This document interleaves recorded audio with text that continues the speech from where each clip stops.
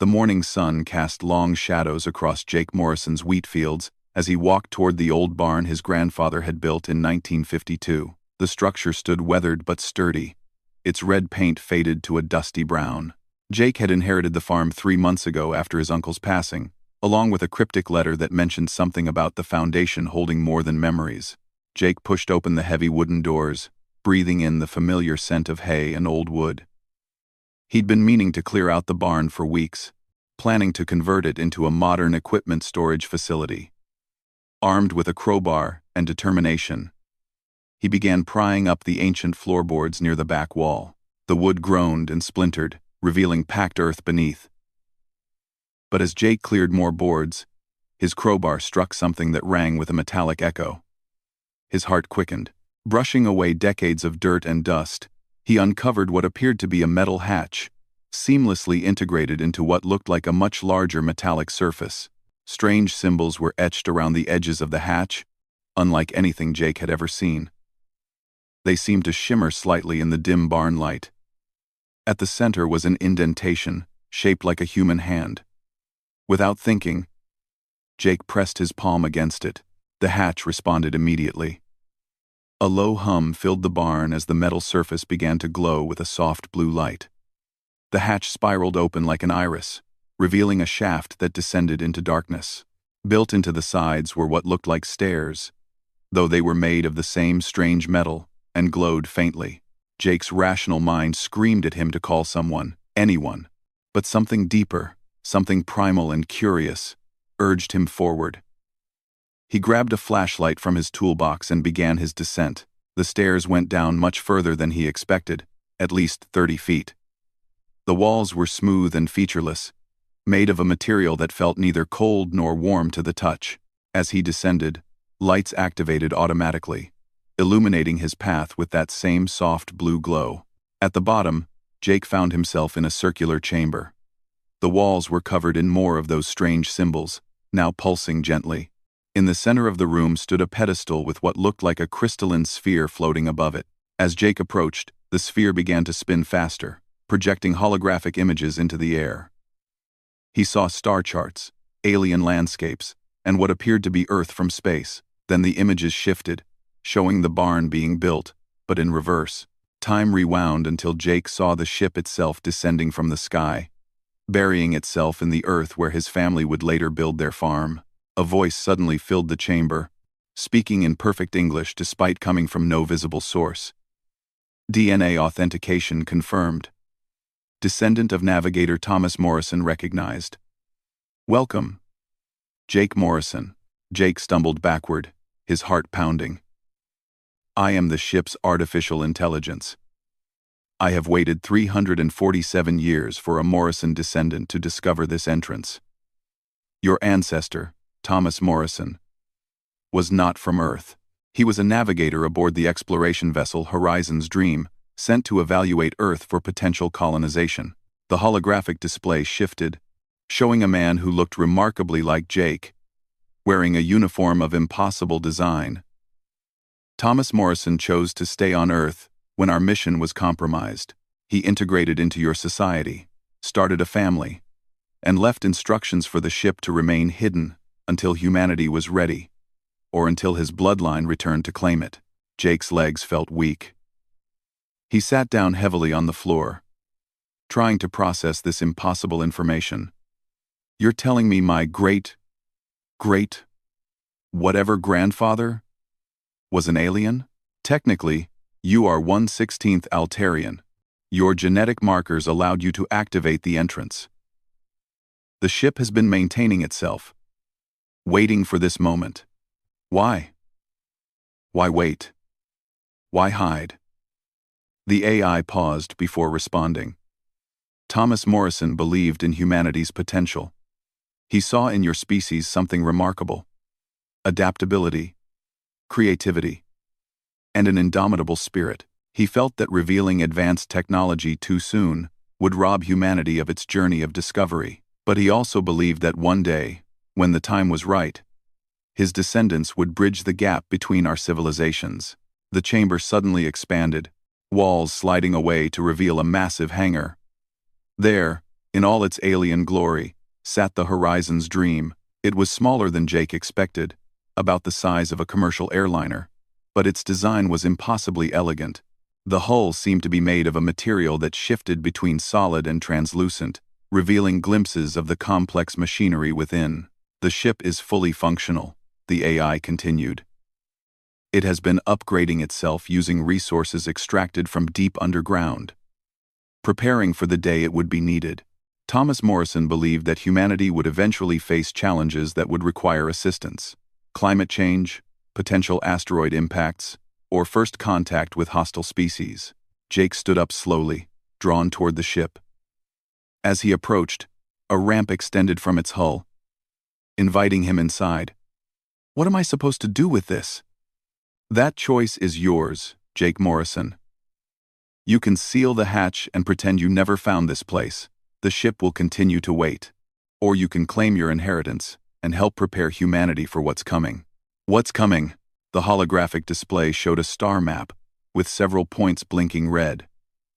"We were not the only ship sent to evaluate potential colonies. Some civilizations are not as benevolent as the Altarians." Thomas Morrison's final logs indicate he detected signs of surveillance from species that view emerging civilizations as resources to be exploited. Earth has been lucky so far, hidden in this particular spiral arm of the galaxy. But your radio signals have been spreading for over a century. You've been noticed. Jake felt a chill run down his spine. He thought of his daughter, Sarah, just starting college. His son, Mike, still in high school. His wife, Linda, who thought his biggest worry today would be fixing the tractor. How long do we have? Unknown. It could be decades, or it could be years. The ship's sensors are limited while in standby mode. Full activation would provide better data. Jake walked up the ramp, entering the ship. The interior was a perfect blend of the familiar and the alien. Controls and displays that somehow made intuitive sense despite their foreign origin. Seats that adjusted automatically to his form. Air that smelled faintly of ozone, and something floral he couldn't identify. In the captain's chair, or what he assumed was the captain's chair, sat a small device. As Jake picked it up, it activated, projecting Thomas Morrison's image. "If you're seeing this," the recording said, "then you are my descendant, and you've found the ship. I'm sorry for the burden this places on you. I fell in love with Earth, with its people, with the woman who would become your ancestor. I couldn't bear to leave, but I also couldn't ignore my duty to protect the world I'd come to call home." The image flickered, and Thomas continued. "The ship contains a database of technologies that could help humanity, but released carefully, gradually: medical advances to cure diseases, clean energy systems, defensive capabilities. But more importantly, it contains the history of 1,000 civilizations, their triumphs and failures. Learn from them."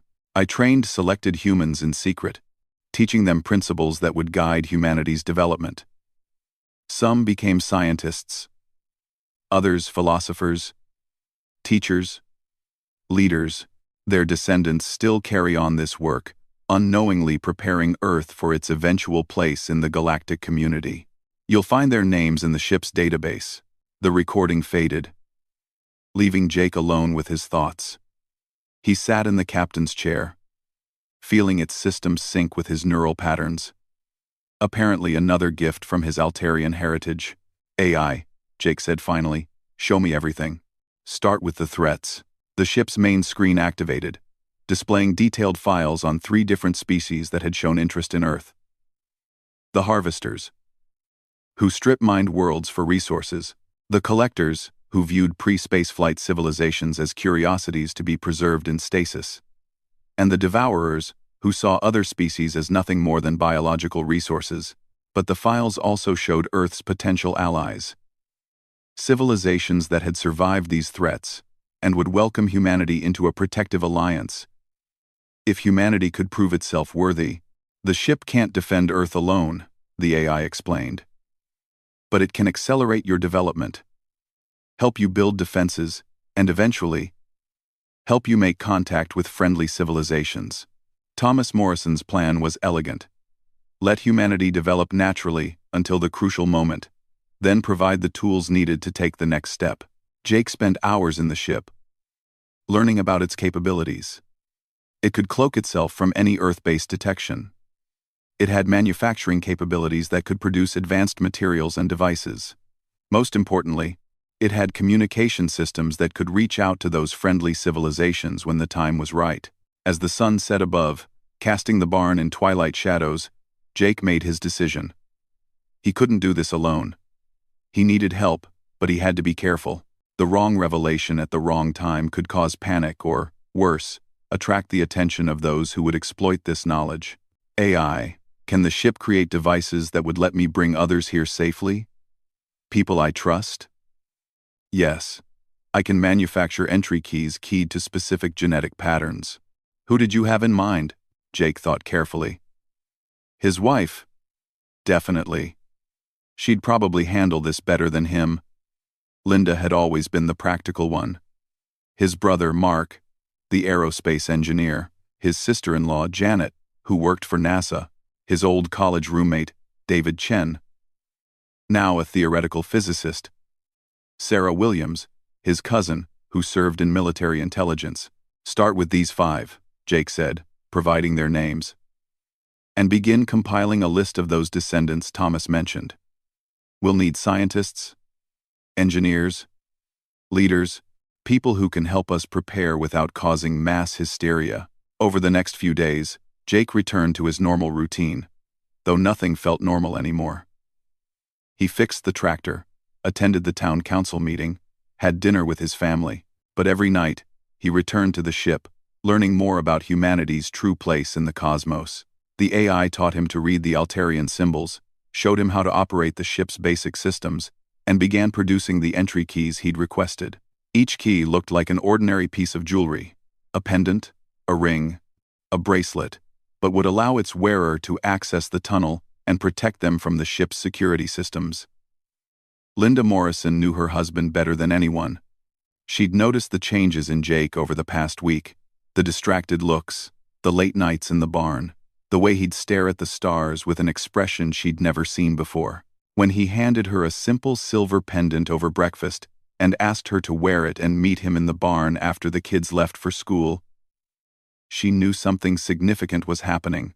Jake, what's going on? She asked, fingering the pendant. It felt warm against her skin, almost alive. Just trust me, he said, kissing her forehead. Everything will make sense soon. 2 hours later, Linda stood in the barn, watching in shock as her husband opened what appeared to be an alien hatch in the floor. Her practical mind wanted to deny what she was seeing. But as Jake led her down those glowing stairs and into the ship, denial became impossible. The kids can never know, was her first response after Jake and the AI explained everything. Not yet. They're too young, and Mike can't keep a secret to save his life. But Linda's shock quickly transformed into determination. While Jake had been learning about threats and technology, she focused on the human element.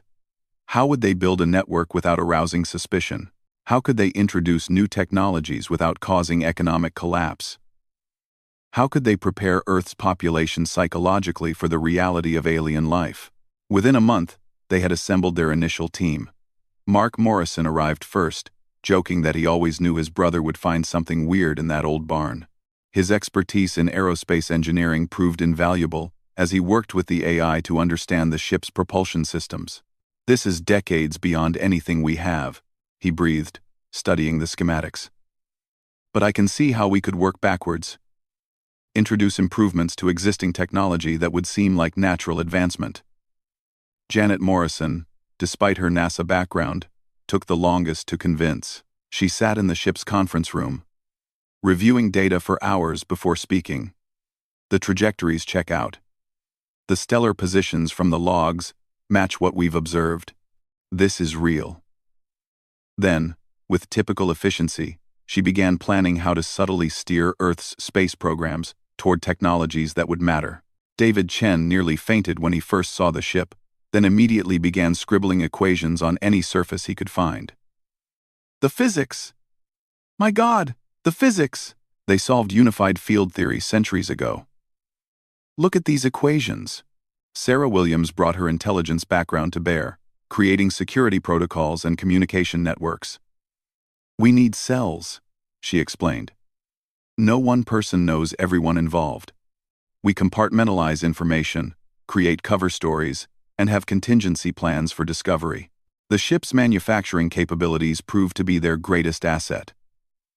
Within 6 months, they had produced several breakthrough technologies, carefully designed to appear as natural innovations: a new solar panel design that was 50% more efficient, a water purification system that could make any source potable, a metal alloy that was stronger and lighter than anything currently available. Each innovation was patented by different companies, all secretly funded through a complex network of shell corporations. The profits were funneled back into research and development, creating a self-sustaining cycle of advancement. Jake found himself drawn into a world he never imagined. By day, he was still a farmer, tending his fields and maintaining his cover. By night, he coordinated a growing network of humanity's defenders. The AI had located 147 descendants of Thomas Morrison's original trainees, scattered across the globe. Each was carefully approached, evaluated, and if found suitable, brought into the fold. Dr. Kenji Tanaka in Tokyo developed medical scanners based on the ship's technology, disguising them as enhanced MRI machines. Professor Elena Rodriguez in Madrid created new materials that would eventually lead to better radiation shielding for spacecraft. Engineer Olumide Adeyemi in Lagos pioneered clean energy systems that could power entire cities. But not everyone who learned the secret reacted well. Jake would never forget the night. Dr. Michael Harrison, a prominent physicist, threatened to go public. "The world has a right to know," he'd shouted. "You're playing God with the future of humanity." It had taken hours of discussion, showing him the files on the harvesters and what they'd done to other worlds. Before Harrison understood, he'd left shaken but committed to secrecy, though he refused to participate further. The network grew slowly but steadily. They called themselves the Terran Defense Initiative, though most members knew it only as the Initiative. Each cell operated independently, developing technologies and strategies that would prepare Earth for what was coming. Linda established training programs, disguised as corporate leadership seminars and academic conferences. Attendees learned problem-solving techniques and philosophical frameworks that were actually based on successful galactic civilizations. They returned to their communities as teachers, spreading these ideas organically. "We're not just preparing for invasion," Linda explained at one gathering. "We're evolving human consciousness, preparing our species to think on a galactic scale." The ship's sensors, now fully activated, provided both hope and urgency. They detected no immediate threats, but long-range scans showed increasing activity in nearby star systems. Something was stirring in the galaxy, and Earth's radio bubble continued to expand, announcing humanity's presence to anyone listening. One evening, as Jake worked late in the ship, the AI announced an unexpected discovery. "I've detected an encrypted signal buried in Earth's satellite communications. It's using a protocol consistent with Altarian emergency channels." Jake's blood ran cold. "There are other Altarians on Earth? Unknown. The signal is originating from somewhere in Eastern Europe. It could be another ship, or perhaps descendants of other crew members who chose to remain." This changed everything. Jake immediately convened an emergency meeting of the initiative's leadership council. They gathered in the ship's conference room, a dozen faces appearing on screens from around the world. "If there's another ship, we need to find it," Janet argued. "The resources and knowledge it could provide would accelerate our timeline significantly.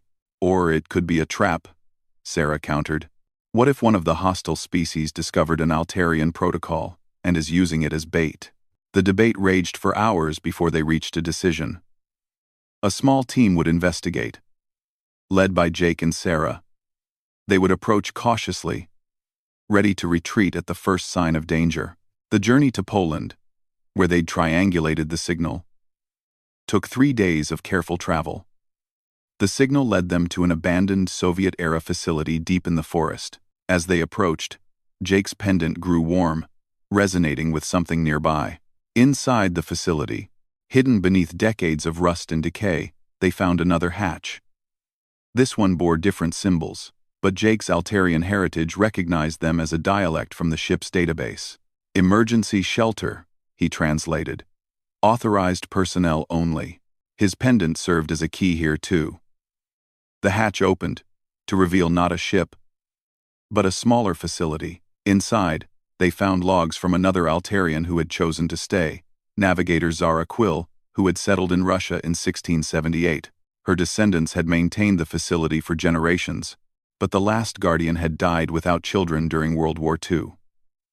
The facility had been running on automatic since then, broadcasting its emergency signal in hope that someone would respond.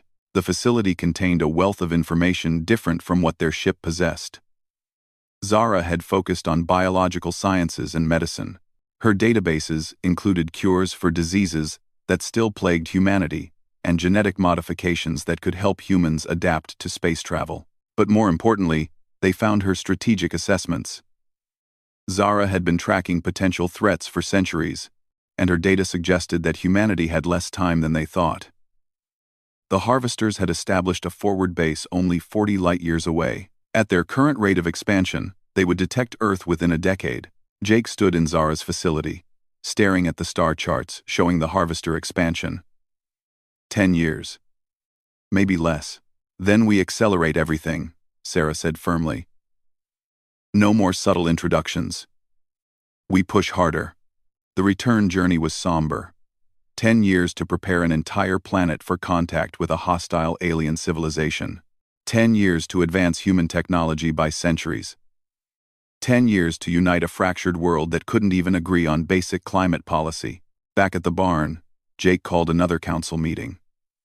The news hit everyone hard, but it also galvanized them into action. Mark proposed revealing select technologies to major governments under the guise of breakthrough research. Janet suggested accelerating the space program, pushing for lunar and Mars bases that could serve as early warning systems. David had perhaps the most radical suggestion. We use the ship's communication array. Reach out to those friendly civilizations the database mentions. Maybe they can provide guidance, or even protection. It was risky. Any transmission might be intercepted by hostile forces. But after hours of debate, they agreed. The message would be carefully crafted, using protocols that only friendly species would recognize. It would take years to reach its destination, and more years for any response. But it was hope. As the meeting ended, Jake found himself alone with Linda in the ship's observation deck, looking at a real-time display of Earth from orbit. City lights twinkled below, billions of people living their lives, unaware of the cosmic storm approaching. Can we do this? Linda asked quietly. Can we really prepare an entire world in 10 years? Jake pulled her close. Thomas Morrison believed in humanity. He saw something in us worth protecting, worth nurturing. Maybe it's time we proved him right. The next phase of their work began immediately. The initiative restructured into specialized divisions. Technology development accelerated their introduction of advanced systems. Public relations began subtle campaigns to prepare people psychologically for the possibility of alien life. Defense worked on adapting Altarian defensive technologies to Earth's infrastructure. Every breakthrough was a victory. When Dr. Tanaka's medical scanners detected and cured a child's rare cancer using adapted Altarian techniques, it saved one life while advancing human medicine by decades. When Professor Rodriguez's materials were used to build a prototype spacecraft that could reach Mars in half the usual time, it brought humanity one step closer to becoming a spacefaring civilization. But there were setbacks too. An initiative member in Germany was discovered by government agents, leading to a tense standoff that Sarah's team barely managed to contain. A technology release in India went wrong when local officials tried to weaponize it, requiring delicate intervention. Through it all, Jake continued to farm his land, maintaining the facade of normalcy. But now, when he looked at his fields, he saw them differently. This wasn't just food for local markets. This was part of Earth's biosphere, something worth fighting for, worth protecting. 5 years into their mission, the ship's long-range sensors detected something new. A small craft, moving at incredible speed, had entered the solar system. Its trajectory would bring it near Earth in 6 months. Configuration matches a Watcher probe, the AI announced. They're scouts for the collectors. If it reports back, Earth will be flagged for preservation. The Council met in emergency session. They had weapons capable of destroying the probe, but using them would announce that Earth had advanced technology. Not responding meant certain discovery. It was Mark who proposed the solution. We let it see what it expects to see. A pre-spaceflight civilization, struggling with basic technology. Then we blind it with what looks like a natural phenomenon. The plan was audacious. They would trigger a controlled solar flare using the ship's technology, making it appear natural while frying the probe's sensors. Earth would seem uninteresting. Just another primitive world not worth collecting yet. The operation required precise timing and coordination. Initiative members around the world worked to temporarily shut down or hide any technology that might seem too advanced. Satellite communications were rerouted, experimental aircraft were grounded, and energy signatures were dampened. Jake watched from the ship as they executed the plan. The artificial solar flare was perfect. A brilliant display that would look natural to any observer while delivering a targeted electromagnetic pulse to the probe. They held their breath as the probe passed by. Its sensors scrambled. It lingered for a few days, then accelerated out of the system, presumably reporting that Earth was unremarkable. We bought ourselves time, Sarah announced at the debriefing. But they'll be back eventually. The near miss redoubled their efforts. More people were brought into the initiative, carefully vetted and trained. Technologies were released at an even faster pace. The world began to change in noticeable ways, though most attributed it to normal human innovation. By the 7th year, Earth had functioning fusion reactors, quantum computers in major research centers, and medical technology that had eliminated several major diseases. Space programs had established permanent bases on the Moon and Mars, officially for research, but actually serving as early warning posts. The cultural preparation continued too. Science fiction became increasingly popular, with initiative members subtly guiding narratives toward realistic depictions of potential alien contact. Philosophy courses in universities began discussing the ethics of interstellar relations. Religious leaders were quietly approached to consider how their faiths might adapt to a universe full of life. Jake often thought about Thomas Morrison during this time. His ancestor had taken an enormous leap of faith, believing that humanity could rise to this challenge. Now, as Jake watched Earth slowly transform, he began to understand that faith. 8 years after Jake first discovered the ship beneath his barn, the world had changed dramatically. What the public saw as an unprecedented period of technological advancement and international cooperation was actually humanity's desperate preparation for first contact. The Terran Defense Initiative had grown from a handful of conspirators to a global network of over 10,000 members, each working tirelessly to ready Earth for what was coming. Jake stood in the newly constructed Strategic Command Center, built deep beneath the Montana mountains. The facility was officially a research station for studying cosmic radiation, but in reality, it housed Earth's first line of defense against extraterrestrial threats. Banks of monitors displayed data from sensor stations around the solar system, while teams of analysts watched for any sign of alien approach. Status report, Jake requested, his role having evolved from farmer to director of Terran Defense. All quiet on the sensors, reported Commander Chen, David's son who had followed his father into the initiative. But we're picking up some interesting chatter from deep space radio intercepts. The translators think it might be commercial traffic between established civilizations. The breakthrough in translation had come from combining the ship's linguistic databases with Earth's most advanced AI systems. They could now understand fragments of alien communications, painting a picture of a bustling galactic community that Earth would soon be forced to join. Linda entered the command center, her tablet showing the latest public opinion polls. Support for the Space Defense Initiative is at 78% globally. Most people think it's about asteroid defense, but they're accepting the idea that we need planetary protection.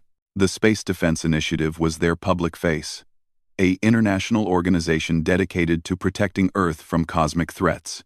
It allowed them to build defensive installations openly, train personnel, and coordinate global responses without revealing the true nature of the threat. Any word from the council meeting? Jake asked. They approved the Revelation Protocol, Linda said quietly. If we detect incoming ships, we have authorization to inform world leaders. Full disclosure to the public will follow within 48 hours. It was a moment they'd been preparing for years. The initiative had members placed in key positions throughout governments, media, and military organizations worldwide. When the time came for revelation, they would help manage the chaos and ensure accurate information reached the public. The ship's AI, now distributed across multiple secure facilities, interrupted their discussion. Priority alert. Long-range sensors have detected multiple hyperspace signatures. 3 vessels will arrive in the solar system within 72 hours. The command center erupted into controlled chaos. This was it. After years of preparation, contact was imminent. Jake felt his heart racing but forced himself to remain calm. They had trained for this. Configuration analysis, Jake demanded. 2 vessels match Harvester scout profiles. The third is unknown but does not match any hostile configurations in the database. It appears to be following the Harvester ships. Jake's mind raced through possibilities. Were they facing an invasion force? Or was this reconnaissance? And who was in the third ship? Execute Protocol 7, Jake ordered. All defense systems to stand by. Notify the Revelation team.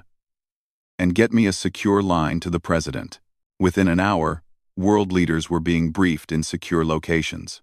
The reactions ranged from disbelief to panic to grim determination. President Martinez of the United States, who had been briefed on the initiative's existence 2 years prior, took charge of coordinating the global response.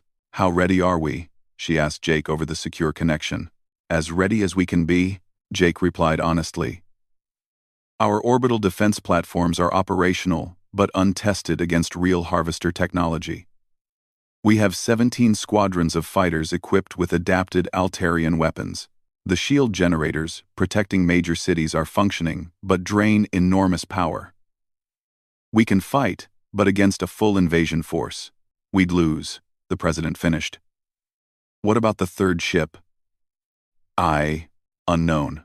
The AI speculates it might be one of the friendly civilizations mentioned in the database, possibly monitoring Harvester activity. As Earth's leaders debated how to announce the news to their populations, Jake returned to the barn. He needed to think, and somehow, the familiar surroundings helped clarify his thoughts. The ship, now fully integrated with Earth's defense network, hummed with power. Thomas, I hope we've made you proud, Jake murmured, placing his hand on the ship's hull. The AI's voice responded gently.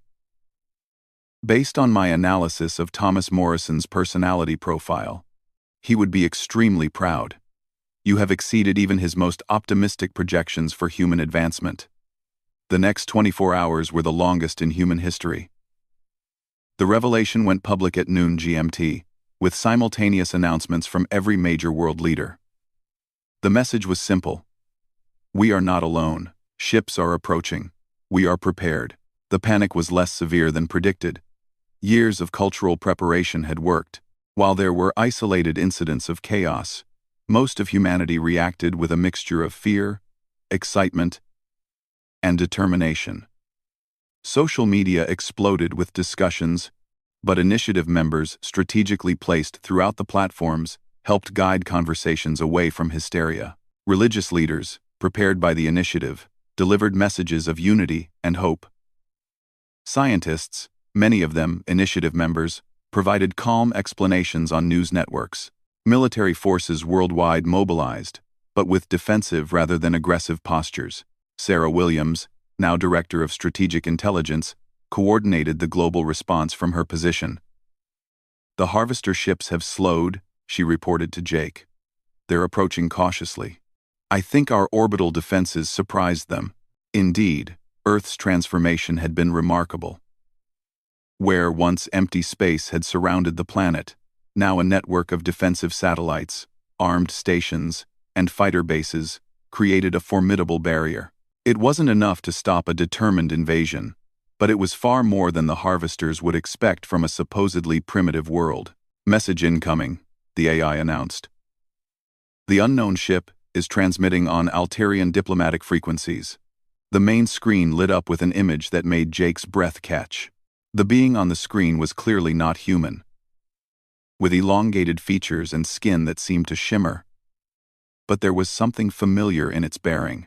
"Greetings, Earth," the being said in accented but clear English. "I am Ambassador Theron of the Altarian Collective. We have been monitoring your progress with great interest. Thomas Morrison would be pleased to see how far you've come."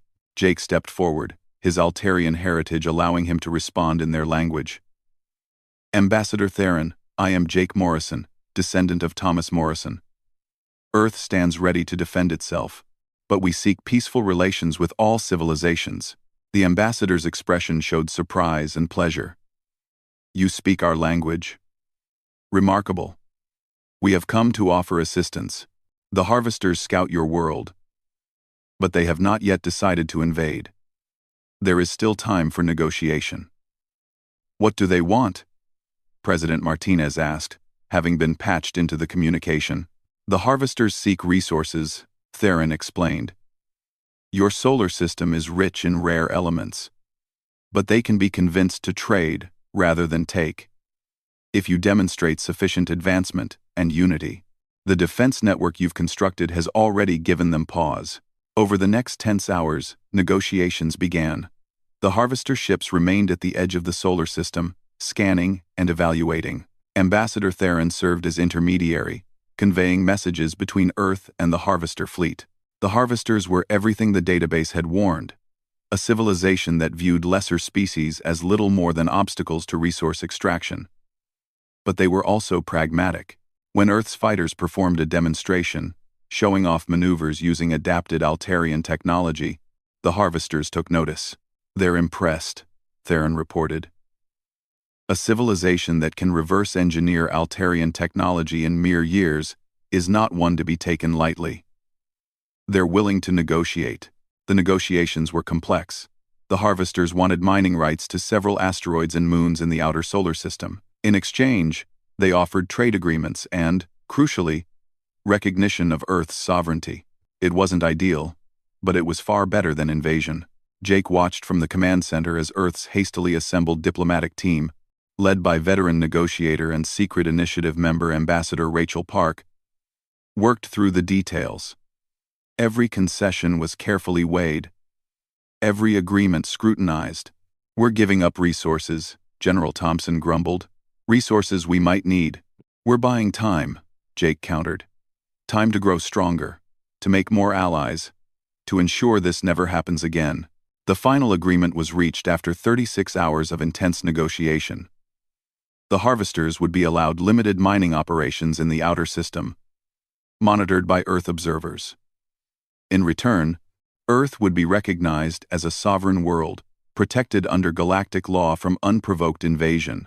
As the harvester ships departed to begin their mining operations, Ambassador Theron requested a private meeting with Jake. They met aboard the Altarian ship, a vessel that made the one under Jake's barn look primitive. "Your ancestor would be very proud," Theron said, gesturing for Jake to sit. "In 350 years, you've gone from a pre-industrial civilization to one capable of defending itself against interstellar threats. It's unprecedented." "We had help," Jake said modestly. "The ship, the technology, the warning. Many worlds have had such advantages and squandered them," Theron countered. "Your species' ability to unite in the face of existential threat is what saved you. That, and the network your ancestor helped establish. The descendants of his trainees have guided humanity well." Theron revealed that the Altarian Collective had been watching Earth for centuries, debating whether to make contact. Thomas Morrison's faith in humanity had influenced their decision to wait, to let humans develop naturally. "But now you face a choice," Theron continued. "You can isolate yourselves, building ever stronger defenses against a hostile galaxy. Or you can join the Collective, become part of the solution. We are an alliance of worlds dedicated to protecting younger civilizations from exploitation. Your unique perspective and rapid advancement would be valuable assets." Jake thought of the years of secret preparation, the sacrifices made by thousands of initiative members, the narrow escape from invasion. What would membership require? Contributing to the common defense. Sharing technology and knowledge. Helping to protect other worlds as we have helped protect yours. And continuing to grow. To reach your full potential as a species. When Jake returned to Earth, he carried with him a formal invitation for humanity to join the Altarian collective. The decision would require global consensus, something that would have been impossible before the revelation. But humanity had been fundamentally changed by the knowledge that they weren't alone. The vote took place 6 months later, after extensive debate and discussion. Every nation, every community, had a voice. The initiative members, no longer needing to hide, shared their knowledge openly. The full story of Thomas Morrison and his legacy became public, inspiring millions. In the end, humanity voted overwhelmingly to join the collective. It wasn't just about protection anymore. It was about taking their place in a larger community, contributing to something greater than themselves. Jake stood once again in the barn where it all began. The hidden tunnel was no longer secret. It had become a monument to human ingenuity and determination.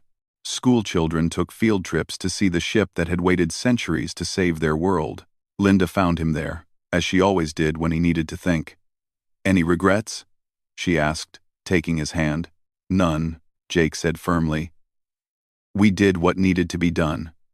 We saved our world, united our species, and opened the door to the stars. Thomas Morrison believed in us, and we proved him right." The sun set over the wheat fields, but Jake no longer saw just a farm. He saw a world that had faced the vast unknown and refused to surrender. He saw a species that had taken an impossible challenge and turned it into opportunity. In the years that followed, Earth became a beacon of hope in the galaxy.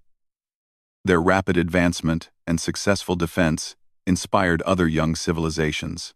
The technologies they developed, combining human creativity with alien knowledge, revolutionized fields across the collective.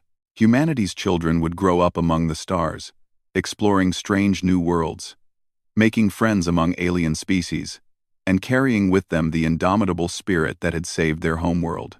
They would face new challenges, new threats, but they would face them united, prepared, and unafraid. And in a quiet corner of Earth, in an old barn in Kansas, the ship that started it all continued to hum with life. A reminder that sometimes the most profound discoveries are hidden in the most ordinary places, waiting for someone with the courage to look beneath the surface. The story of humanity's salvation had begun with one man finding a tunnel under his barn. It continued with 7 billion souls choosing to reach for the stars together. And in the vast cosmos, among civilizations ancient and powerful, word spread of the small blue planet whose people had refused to yield, who had turned certain doom into unlimited possibility. They called it the Terran miracle. But Jake knew better. It wasn't a miracle. It was what happened when humanity was given a chance and chose to seize it with both hands. It was what Thomas Morrison had seen in them all along. Not perfection, but potential. Not invincibility, but the courage to stand when standing seemed impossible. Earth had taken its place among the stars, and the universe would never be the same.